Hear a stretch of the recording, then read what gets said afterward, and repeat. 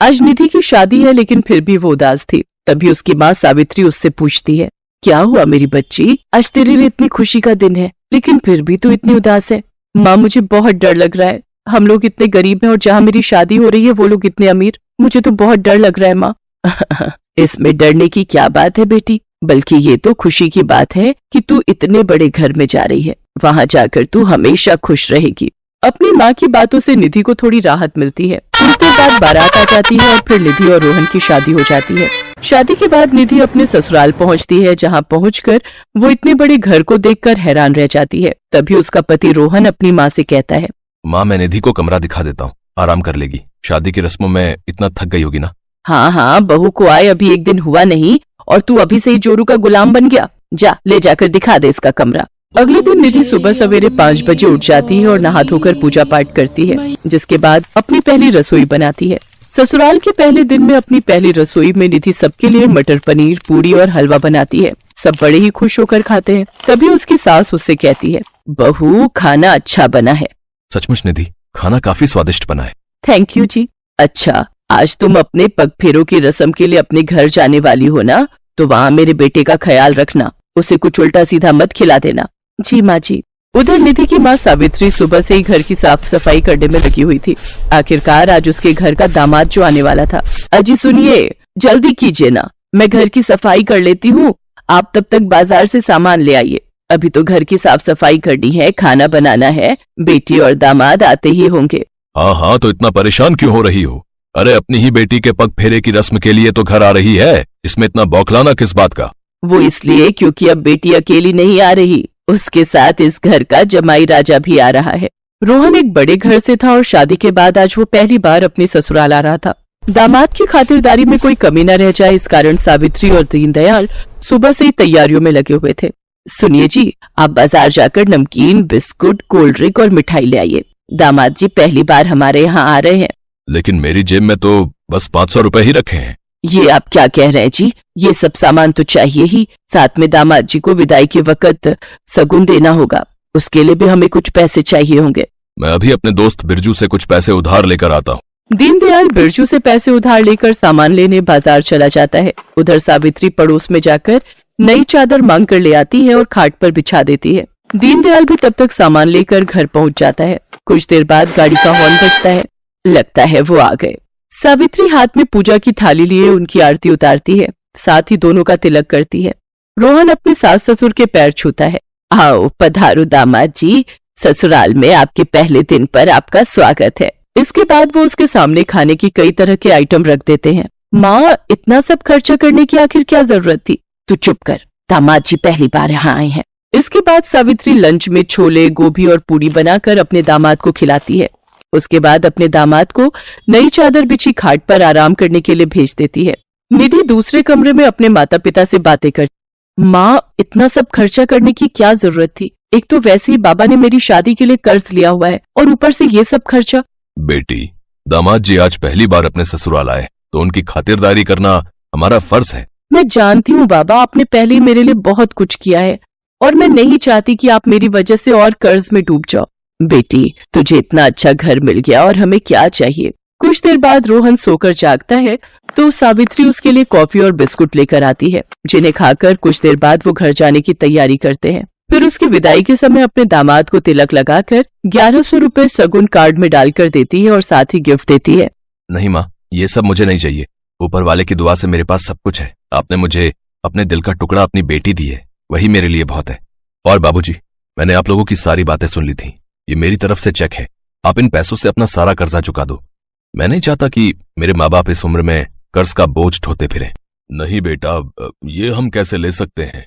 बाबूजी, एक पल में बेटा कह रहे हो और दूसरे ही पल में पराया भी कर रहे हो। आज तक सुना था कि दामाद भी बेटा ही होता है, लेकिन आज तुमने इस कहावत को सच साबित करके दिखा दिया बेटा। जुग जुग जियो मेरे बेटे और सदा खुश रहो। अपने माता पिता के प्रति रोहन का ऐसा व्यवहार देखकर निधि की आंखों में आंसू आ गए, तो वहीं सावित्री और दीनदयाल के मन में अब रोहन के लिए इज्जत और प्यार और बढ़ गया। राजगढ़ नाम के गांव में अरुण और विकास नाम के 2 दोस्त रहते हैं। दोनों मेहनत मजदूरी करके अपना अपना घर चलाते थे, लेकिन इससे उन्हें कुछ खास कमाई नहीं होती थी, जिससे दोनों एक रोज एक व्यापार शुरू करने का सोचते हैं। दिन रात कुत्तों की तरह मेहनत करके मैं थक गया हूँ। अब मैं कोई ऐसा व्यापार शुरू करना चाहता हूँ जिससे मुझे मेहनत कम और पैसा ज्यादा मिले, और इसका एकमात्र उपाय है व्यापार, चाहे छोटा हो या बड़ा। बता विकास, देगा मेरा साथ? लेकिन अरुण, वो को मार गोली। तो ये बता, तुझे मुझ पर भरोसा है या नहीं? अच्छा ठीक है, मैं पैसा लगाने के लिए तैयार हूँ, लेकिन हम काम क्या करेंगे? ठीक है, फिर हम दोनों एक नया काम शुरू करेंगे, सब्जियों का व्यापार। गांव में किसानों से कम दाम में सब्जियां खरीदकर हम शहर में मंडी में बेच आएंगे। लेकिन किसानों से कम दाम में क्यों खरीदना? सबसे ज्यादा मेहनत तो किसानों की ही होती है ना। अरे यार, तू बिजनेस करने जा रहा है, इसमें दिल को पीछे छोड़कर दिमाग से काम लेना पड़ता है, समझा? अब वो दोनों दोस्त मिलकर सब्जियों का व्यापार शुरू करते हैं और कुछ ही दिनों में वो अच्छा खासा मुनाफा कमाने लगते हैं। ऐसे ही एक महीना बीत जाता है। एक रोज विकास की पत्नी प्रिया उससे, सुनिए जी, आपको पैसे मिल गए क्या? वो क्या है ना, रसोई में राशन पानी खत्म हो गया है। हाँ हाँ प्रिया, मैं आज ही अरुण के पास अपना हिसाब लेने जा रहा हूँ। तुम्हें पता है, अरुण और मैंने काम में खूब तरक्की की है। हम नौकरी करके साल भर में इतने पैसे नहीं कमा पाते जितने हमने इस एक महीने में कमा लिए हैं। अजी वाह, ये तो बहुत ही बढ़िया बात है। अच्छा, अब मैं चलता हूँ। अरुण ने आज घर पर बुलाया था हिसाब करने के लिए। ठीक है, पर जल्दी आना, फिर राशन भी लेने जाना है। हाँ हाँ, जल्दी लौट आऊंगा। और तुम ना आज वो घेवर बना कर रखना। आज पैसे आएंगे तो मुंह मीठा करना तो बनता है ना। और हाँ, घेवर देसी घी में ही बनाना, ठीक है? हाँ हाँ, बना दूंगी। विकास खुशी खुशी अरुण के घर जाता है, लेकिन जब वो वहां पहुंचता है तो उसके घर पर ताला लगा हुआ होता है। अरे, ये अरुण के घर पर ताला क्यों लगा हुआ है? अरे भाई, वो अरुण तो कल रात को ही घर खाली करके चला गया। मेरा किराया भी नहीं दिया उसने। क्या? चला गया? लेकिन ऐसे कैसे हो सकता है? उसके पास तो मेरे काफी पैसे हैं जो मुझे उससे लेने हैं। क्या आपको पता है वो कहाँ गया है? नहीं भाई साहब, मुझे नहीं पता कि वो कहाँ गया है। हे भगवान, अब क्या होगा? मेरे पैसे मैं अरुण को कहाँ ढूंढूंगा? नहीं, ऐसा नहीं हो सकता। मैंने तो अपनी सारी जमा पूंजी लगा दी थी उसके साथ बिजनेस करने में। हे भगवान, मैं तो बर्बाद हो गया।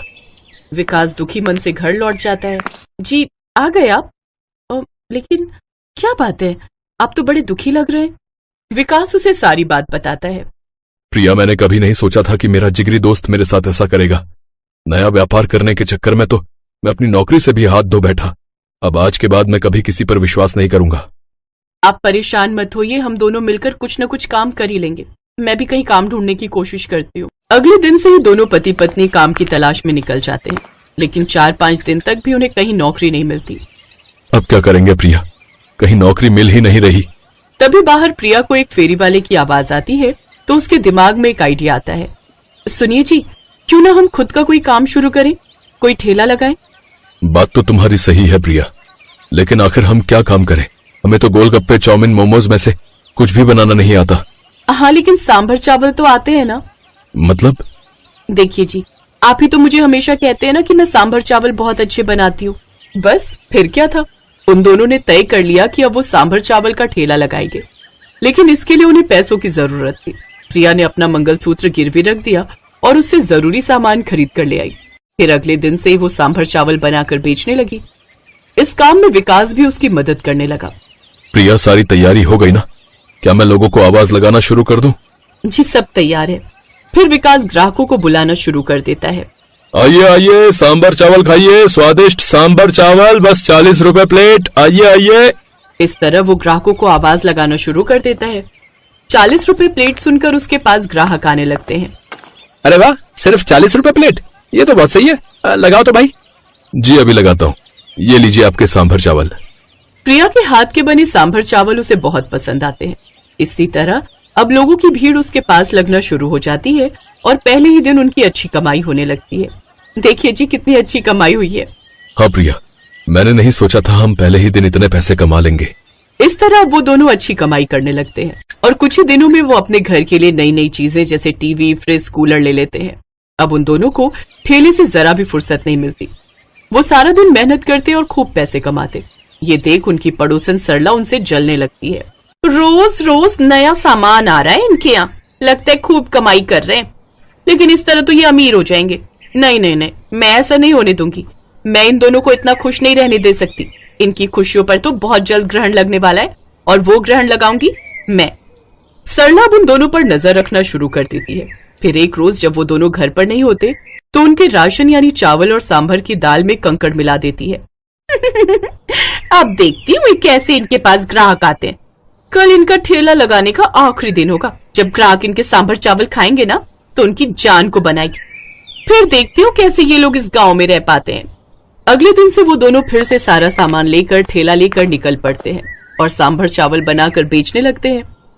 दूर खड़ी सरला चुपके से तमाशा देखने के लिए खड़ी रहती है। कुछ देर बाद ग्राहक उनके ठेले पर आते हैं, लेकिन सरला ये देख हैरान रहती है कि किसी को भी कुछ नहीं होता। भला ऐसा कैसे हो सकता है? ये सब तो बड़े ही आराम से खाना खा रहे हैं। भला इन्हें कुछ हुआ क्यों नहीं? तभी वहां उसका पति राम किशोर आ जाता है। क्या हुआ सरला? हैरान रह गई ना कि किसी को कुछ भी क्यों नहीं हुआ? मतलब? ज्यादा बनो मत। मैंने कल तुम्हें उनके घर जाकर राशन में वो कंकड़ पत्थर मिलाते हुए देख लिया था। तुम्हें शर्म नहीं आई लोगों की जान से खिलवाड़ करते हुए, वो भी सिर्फ अपनी जलन के कारण? वो तो अच्छा हुआ मैंने तुम्हें वहां जाते हुए देख लिया और मैंने तुम्हें ऐसा करते हुए देख लिया था। फिर मैंने जाकर विकास और प्रिया को सारी बात बताई और मैंने उन्हें नया राशन ला कर दिया। मुझे तो शर्म आती है तुझ जैसी औरत को अपनी पत्नी कहते हुए। तभी वहाँ विकास और प्रिया भी आ जाते हैं। तुझे इन दोनों के पेट पर लात मारते हुए शर्म नहीं आई है? अरे वो ठेला इन दोनों की रोजी रोटी है। भूलो मत, ये दोनों वही प्रिया भाभी और विकास भाई साहब हैं जिन्होंने हमारी एक बार नहीं बल्कि बार बार मदद की है। पड़ोसियों से बढ़कर हैं ये दोनों हमारे लिए।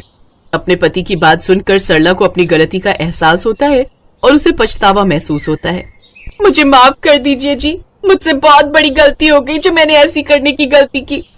प्रिया, विकास भाई साहब, आप दोनों भी मुझे माफ कर दीजिए। मैं भूल गई थी, जब हमारी चिंकी को करंट लगा था तब प्रिया भाभी ने अपनी जान पर खेलकर उसे बचाया था, और जब हमारे घर पर खाने तक को नहीं था तो विकास भाई साहब ने अपनी मेहनत के पैसे हमें मदद के तौर पर दिए थे।